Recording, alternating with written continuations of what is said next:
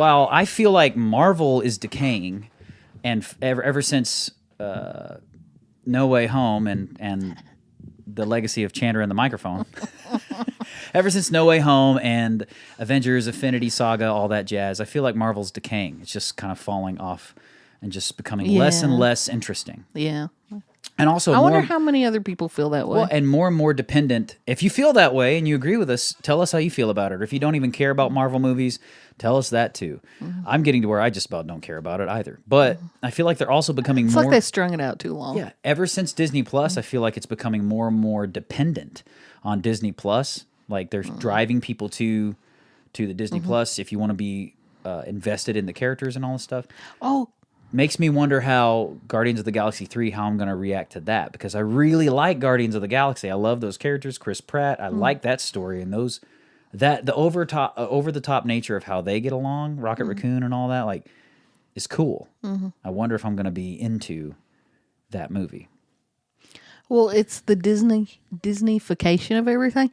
And have you Disney-fication. Have you seen the new 90s show? No. I haven't either. I've just seen little clips. But they took what was magic on that 70s show, and it's like they've turned it into a Disney thing. I saw a preview, because he's with the grandkids. Yeah. Red or whatever from the original. But even from the casting and the way the kids look, and it's like, ooh, it's... Yeah. They all have a look. Well... that's exciting. I'd like to see. I probably would like to see. I think the it's going to fail after a season or something. Yeah.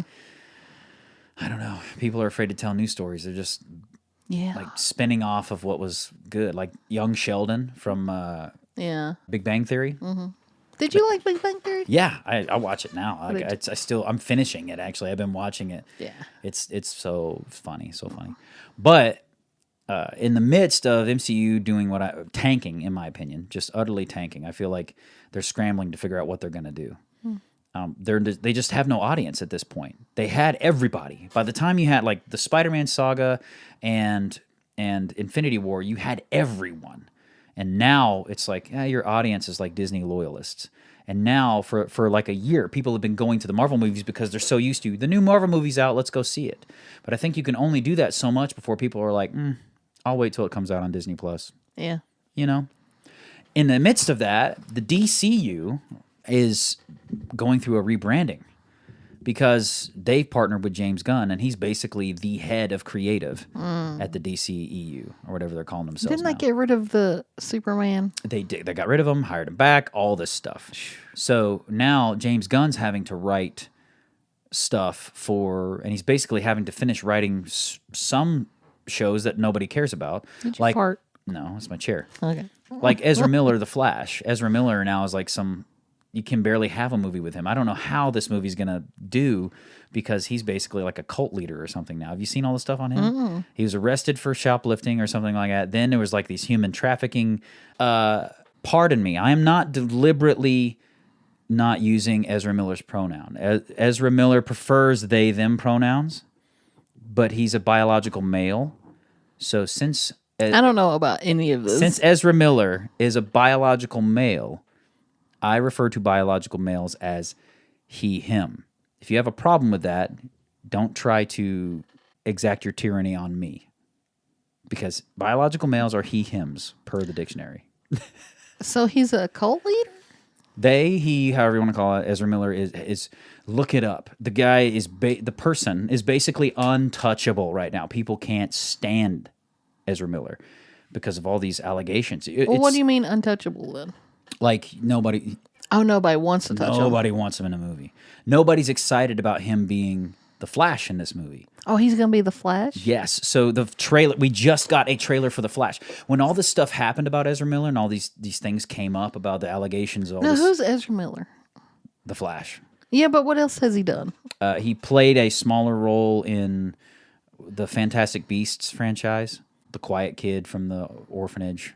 He was a little bit older and he wound up having powers. Anyways, here's the deal. We finally got a trailer for The Flash. People have been wanting to know what is going to come of the Flash movie because of all the controversy with Ezra Miller. We're going to watch the Flash trailer and we're going to talk about it. Let's talk about it. Some people are equating this trailer and this movie to No Way Home. I'm Batman. Where the MCU satisfied all fans' expectations and closed all these storylines and worked with all the characters because the Flash. But how could they do that with the Flash first can movie? time travel. Oh, Yes, because that's why the whole in the comics, the whole Flashpoint series, he was breaking timelines and all this stuff. So let's watch this trailer. okay. So we just watched the trailer for the Flash. What do you think? You seem excited. Here's the problem. Yeah, there's problems. Yes, if I did not know the controversy about Ezra Miller Oh, I don't care. and all the craziness, I don't like supporting people that are evil people. Most people are evil people. And most people are evil. Right. Yeah. But that when If you, you're that choosy, you're never going to watch anything. True. But when you've caught, I like to, when you have the option, I like to avoid the really crummy people. And the controversy about Ezra Miller is making me try to be like disinterested in it. I can tell, like subconsciously. But on face value of the trailer, they have every opportunity to satisfy expectations of the fans Okay, why do you think they showed Michael Keaton in the trailer? because he's in the movie. Yes, but why would they blow that load already? Is that offensive to say? Because I don't think you saw that. To me, it says there's going to be an even bigger You think so? Easter egg.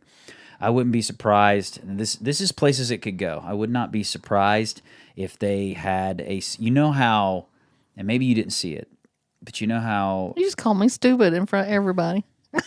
you should- Maybe you didn't catch it. You assuming is what's causing the problem here because I said maybe you didn't see it. But did you watch Mandalorian season 2? Oh, no. So you didn't see it.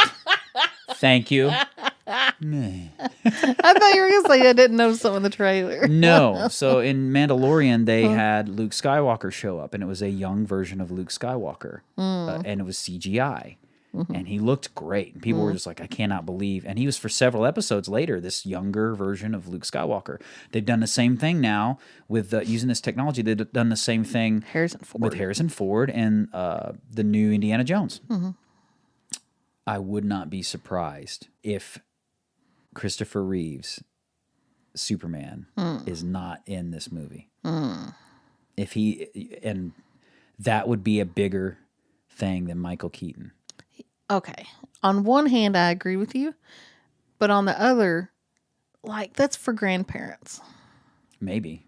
But that, all that information is available That's like my online. mom's Superman. So there's two choices. Either A, Christopher Reeve's Superman, or like Dean Cain, or one of these more iconic older Superman figures, and Henry Cavill are all in this movie. In a similar way that they did with No Way Home. Yeah, but that's another thing. Or are they just ripping off the Marvel Universe? Well, or this is the other potential thing. They show that Easter egg in the trailer because of the controversy with Ezra Miller. Nobody's interested in this Flash movie. But showing Michael Keaton as Batman. And they even said that before they saw the trailer. They said an older Batman is going to be in the movie, one we've already had before. And they said that, and they didn't say who. And now all of a sudden you know who it is in the trailer.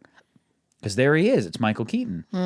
So either there's going to be an even bigger Easter egg in the movie that makes the Michael Keaton thing be like, this is really cool. Or they're trying to put a little patch on what already happened. Or with they're Ezra. like, this is why you should love this movie, because you get to see Michael Keaton in it. And so many people are going to go to see Michael Keaton play Batman. Even if they're going to hate on Michael Keaton's Batman performance or going to hate on the movie and say, the only good thing about the movie was Michael Keaton, if they'll still go to watch it. Yeah. So perhaps this is Warner Brothers' desperate attempt to generate interest in the movie. And I'll say, for me, it works. I was invested when I saw Michael Keaton in the bat suit, and so I was like, oh yeah, like it was pumping me up, all my childhood memories, So I think there could be potential for another older character that comes out, has a little cameo, much like they kept the secret of Tobey Maguire. Nobody knew whether Tobey Maguire was really going to be in that movie or not. Like, it was uncertain, more so than Andrew Garfield. And he wound up being in the movie.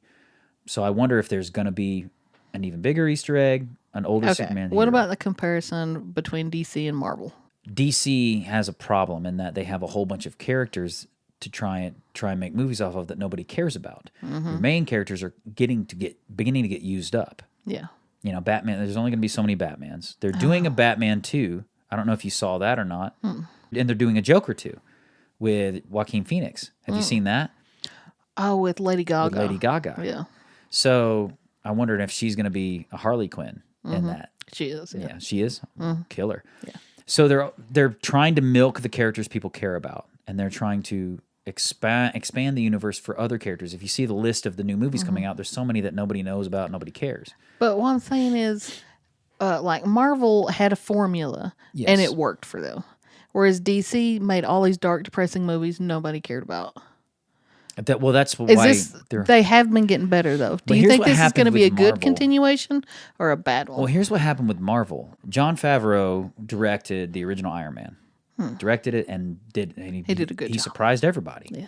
Then they got Kevin Feige in charge, and through the entire Infinity War franchise, Kevin Feige, along with consultation with Stan Lee, created this universe, and it was awesome. I think DC and Warner Brothers are trying to do that with James Gunn. They're basically hanging their hat on James Gunn. Yeah. They saw what he did with characters that no one cared about. Think about Guardians of the Galaxy. No one cared about those characters. They were a low-profile Marvel Universe or Marvel Comics team. Nobody cared about them. They weren't the Avengers. They weren't Iron Man. They weren't the X-Men. And he took them and made it marketable. So I think they're hoping that they can get James Gunn to take all these other characters from the DCEU or the DC Comics that nobody cares about and make them marketable. Okay, what was the really good one with the alien guy that gets in the other guy? It was really funny. Invasion of the Body Snatchers? No, it's kind of like that, but he's what's his name? You talking about Kurt Russell? No. The alien guy that gets in the other guy. Oh, Venom? Yes. Which universe is Venom from? Venom is Marvel. Oh, see. I was hoping it was DC. Nope. Because that was a really good movie. I enjoyed Venom. The thing about Venom that was cool to me was like it wasn't going to win any awards, but you sit down, you get your popcorn, you spend $50 on snacks, and you walk away saying, I was entertained for an hour and 45 minutes. It was super fun. Yeah, I had a great time. Yeah. Like, done deal. The second one, kind of a bummer, kind of a letdown. Fun still. It was okay, but for some reason it didn't have the magic of the first one to me. Yeah. But I didn't walk away being like, I hate that movie, you know. But this movie, okay, so on a scale of 1 to 10, the trailer to me hit all the boxes. It seems so interesting and cool. I give like a 9 out of 10 in the trailer. Like it looks great, especially coming from the DC universe and some of the movies that are kind of surprised about them choosing Ezra to be the Flash. I wonder why they chose him. Like, I wonder what casting was thinking. Well, he's been the Flash for a long time now. See, I don't know anything about that. It's just his looks. He doesn't look like what the Flash would look like to me. Well, I wouldn't be surprised. So there's another very, very popular Flash, and that's the one from the Flash, from the WB, the Flash series, or the CW. That's what it is. Yeah. And so when all the stuff came out about Ezra Miller, people were like, "Please replace Ezra Miller with this guy. Just we'll accept it. We don't care. Replace it. Reshoot what you got to reshoot, and do the movie." That's another thing. I wouldn't be surprised if, as they're traveling through the multiverse, if that other Flash doesn't show up, you know, and he makes an appearance as in the movie. So there's all these Easter eggs they could do. I think the trailer did a great job of generating interest. Here's the problem. If the trailer gave away all the good stuff and you watch the movie, it's going to get demolished in the theaters in the release. And people are going to feel betrayed, and people are going to walk away saying DC Universe is even in worse shape than it was before. And you're still going to have those people that aren't going to watch the movie because Ezra Miller's in it. Period. The movie formula that Marvel has, it seems that DC is starting to go more towards that and rip it off.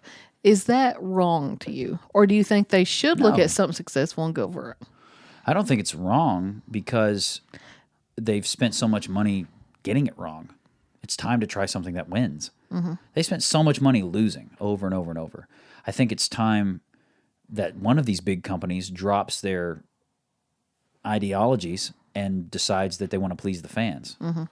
I look at Star Wars, and I feel like Star Wars Kathleen Kennedy flat out said, we feel no no desire nor obligation to satisfy the expectations of Star Wars fans. We're telling our own story. And I'm like, that's a pretty bold statement to make. And so when Star Wars fans don't show up in droves for your movie, don't be surprised and don't get all mad and say sexist. It's like, you said it. You don't feel the obligation to please them. And so I think it's great if Warner Brothers and the DCEU wants to find a formula that they think is going to satisfy their fans. Cool. I wonder how much they pay Ben Affleck to not be in other movies so he can be Batman. Why does the DCEU have such a trouble with their actors? Do Warner Brothers suck? Their casting Do they suck? Are they sucky to work with? Or is it like... Because it seems like Disney, for all of their flaws, they do keep their actors and keep them for a long time, and they choose actors that at least represent their brand pretty well. Warner Brothers seems to be in trouble with a lot of their actors that they pick. And if they're good actors that maintain a good reputation with them, they have trouble with their contracts. Like Ben Affleck and Henry Cavill. Gal Gadot girl. Gal Gadot or whatever. She's been mad recently. I can't remember about what. They're suing them. Apparently, they're suing Warner Brothers. At least allegedly, they are suing Warner Brothers because they turned down work to accept these jobs to be, Wonder Woman and Batman and Superman for more films, and Warner Brothers dropped them.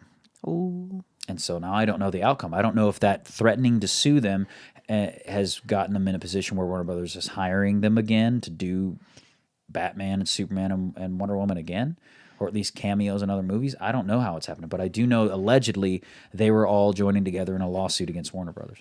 Well, all I know is in the jobs that I've worked, when there was a bad work environment, it came from the top down. So maybe who's ever at the head of that stuff Warner Brothers sucks. has bad priorities. Warner Brothers sucks. Someone at the top doesn't know what's going on. Apparently. But I hope they get it right. And the reason I hope they get it right is because I like superhero movies. I like being able to take my kids to big, colorful characters and crazy stuff as they get older. But my kids aren't dumb. They read all the time. They're going to get tired of the same old thing rehashed. Yeah.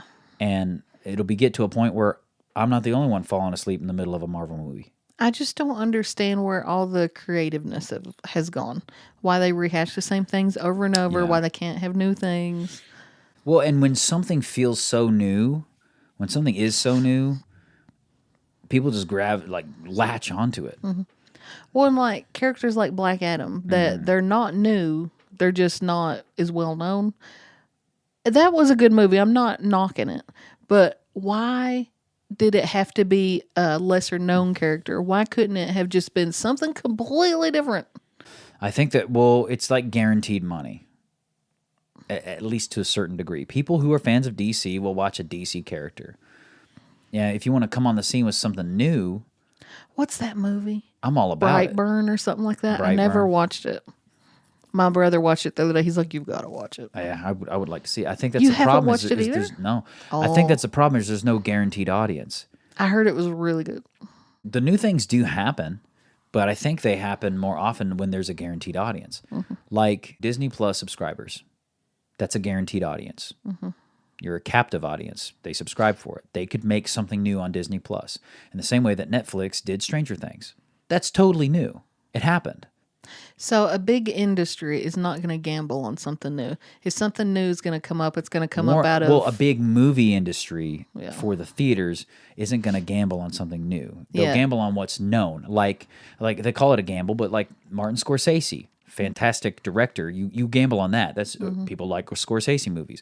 Or big actors. They gamble on them, But for something new to come up, it has to be more grassroots. Yeah, I think so. Or have a captive audience, a guaranteed audience. Like Netflix is going to come up with a new story because they know so many million. They're going to wreck the train. Exactly. They're going to wreck the train and people are going to watch it. I'm getting a little jaded, I think, by the superhero action movie stuff. Finally. So it's just like... Me too. That's what I'm saying. It's like, okay, more exciting stuff. Another throwback to the old thing. Cool. Okay. Yeah. Like I said, for what they wanted to do, I was like, it's great. It's a 9 out of 10. It did excite me. but I'm only really excited about Michael Keaton. And I'll probably go watch it, and I'll probably enjoy it. But it's just like... If you like this clip from the Not Gospel Studios YouTube channel, don't forget to share. Click on one of the other links and videos. You can find them here and here, and subscribe. I think it's down here. Tell your friends about us. Tell them that it's healthy, that it's vegan, and all of those things. Keep being awesome, because that's how God made you.